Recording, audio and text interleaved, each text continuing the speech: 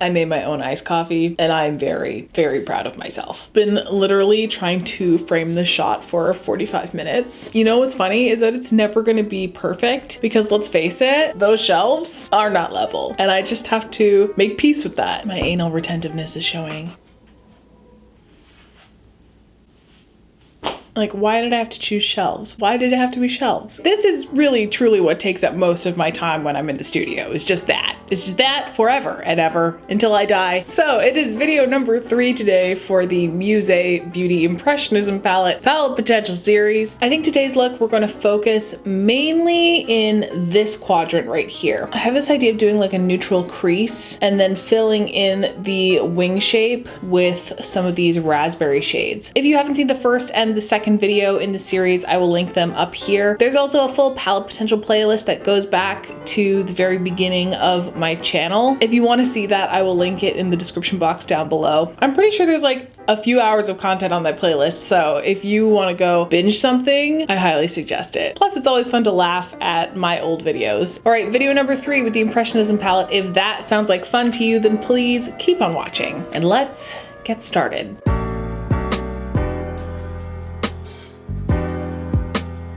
I love this color, by the way, this like peachy coral. I'm gonna start building a shape here with Giverny, which is apparently, and I didn't know this, but it was told to me by one of my subscribers, Svenskevich, who's been here since the beginning of my channel, has been a longtime subscriber. Honestly, one of the funniest people who comments on all of my videos. Fun little art fact, Giverny is Monet's house. Apparently famous for its gardens, but also the architecture inside is incredibly beautiful. I still have to look it up myself, but Sven gave me that little factoid and I wanted to pass it along to you. Just getting a little art history lesson on. Let's take a medium large fluffy brush and tap into Giverny here. I've been dying to play with these neutrals.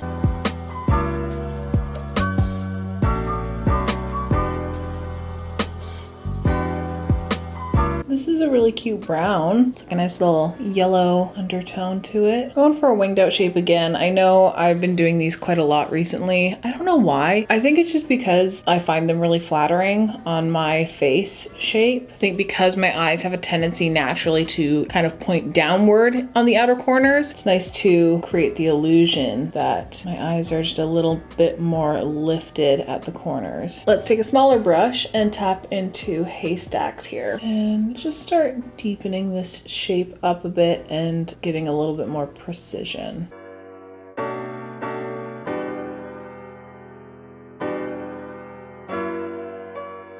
That's nice. It's blending out nicely with Giverny. Let's go back into Giverny for a quick sec. See if we can just blend out these edges. Just reintroduce that color back in a bit. Okay, I think that's good enough for now. Let's cut a crease. Now for this one, I think I'm going to use concealer. I've been on a NYX glitter primer kick lately with my shimmers, and it's been working really, really well. However, because it's a translucent formula, it doesn't cancel out all the color. I figure play it safe and just use some concealer for this one because I really do want to blank out that shape. So let's start cutting, and I'm just roughly sketching out the shape first.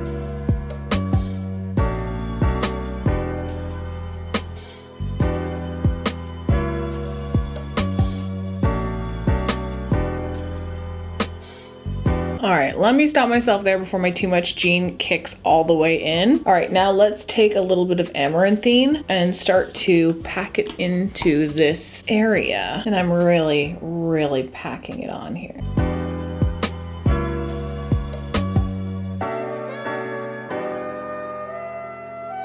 Packed on pretty well, actually. Definitely want to go over these edges with a little bit more haystacks just to really amp up this line of demarcation here.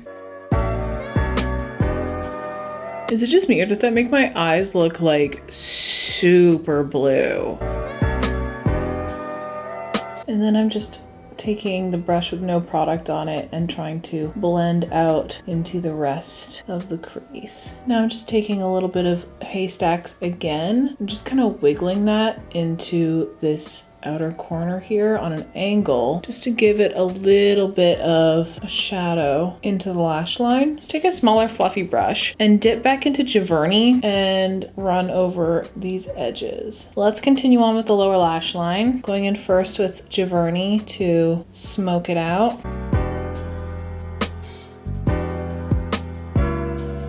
taking a smaller blendy brush and going back into haystacks.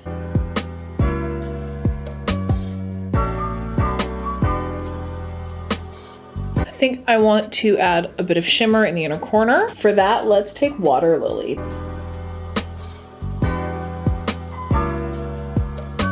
For the waterline, I think I'll start with the ColourPop Creme Gel Liner in Boots. It's just a hot pink. I kind of want to see what it would look like if I used haystacks to just shade the inner corner a little bit. I think to take that even further, I'm going to take a dark chocolate brown liner. This is the Pure On Point eyeliner in Down to Earth. Wiggle that onto the outer corner of the waterline and the inner corner. And then just leave the center that pink color. Okay, I'm pretty happy with where this is at currently. I think that's a good spot to leave it. I'm gonna go do this all on the other side, throw on some lashes, and then we will come back and finish the rest of the look. Other side is done, lashes are on. These are Next Level by Boldface, a fave. I did my absolute best to match the other side. Of course, it's not going to be perfect, so we just embrace the asymmetry today. Let's move on to some blush. So I think we're definitely going to dip into the Clown Blush palette today and do some Carousel because it's a really nice match. But I do want to put in some pink first. Let's first go to a bit of Rose Quartz.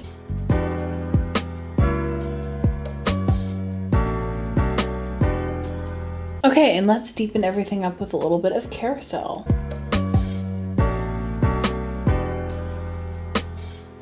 Let's throw on a wee bit of ambient blush. I think we should bring back an old favorite. This is the Physicians Formula Butter Highlighter in the shade Pearl, and it's got a really nice pinky, peachy, iridescent shift to it. So I think it'll pick up nicely on all this pink blush.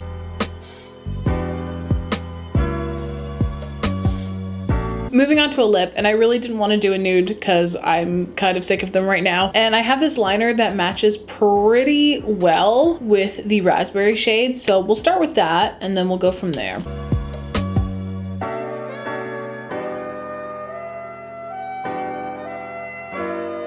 Okay, that's pretty purple, but I think I can make it work. So this is something I didn't think I would ever use. I got it for free in a promo at London Drugs. This is a NYX Pro Lip Cream Palette, and it's got some shades in here that I think we can concoct and make work. But like lip palettes, never in a million years. Let's start with a blend of these two colors here and see what happens. Texture's fine. It's a bit sheer. I think it's a liner that's throwing me off. I definitely thought the liner was gonna work and it's not really working. So I just went ahead and kind of just scraped the edges until the liner kind of disappeared. Taking a little bit of that deeper purple to shade the outside edges. And then I'm just gonna take my finger into the lighter shade and just pop it in the center. I think I need to bring a little bit of a deeper tone on the outside edge. So let's dip into this like dark plum. It feels kind of like a bullet lipstick would. Let's add a gloss though, because I think it needs a gloss. For that, let's use the Maybelline Lifter Gloss. And this is in the shade Pearl. I'm just taking a little bit off the back of my hand and tapping that into the center. I think that's done.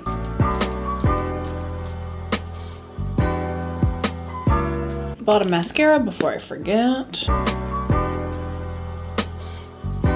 All right, I think that is video number 3 all complete with the Impressionism palette. I'm not gonna lie, I don't think this is my favorite look that I've done with the palette. Definitely let me know your thoughts, but I don't know, I just feel like something's missing. And I can't quite put my finger on what it is, but I feel like there could be something else going on here. I feel like the eye look is quite clean, didn't require that many steps. I don't know what it is that I'm not quite vibing with. I do wish that there was a little bit more definition, maybe that the dark brown could have a bit more depth to contrast the raspberry. That's not a fault of the palette though. That's me putting these two shades together thinking that they would have more contrast and then realizing that they don't. Like that's on me. But I definitely thought Amaranthine would pop a little bit more on the lid. But when you pack it on at that level of concentration, it's quite dark. I think what I would have done differently is actually go with a more neutral blush, like leaning more like brown. And then I think that the lip would pop a bit more. So I think the next next video will be the last video in this series. We'll do a basic to bold. I would love to know what you think of this look, if you think it came together in the end. That is where I'm gonna end it today, folks. So I'm gonna head out, but before I do, let me rattle off the spiel to you. Here are the many ways that you can help out my channel. You can give this video a huge thumbs up. You can comment down below what you thought of everything. You can subscribe. Any and all engagement with this video is super crucial for my success in the algorithm, especially as a small creator. So if you have a few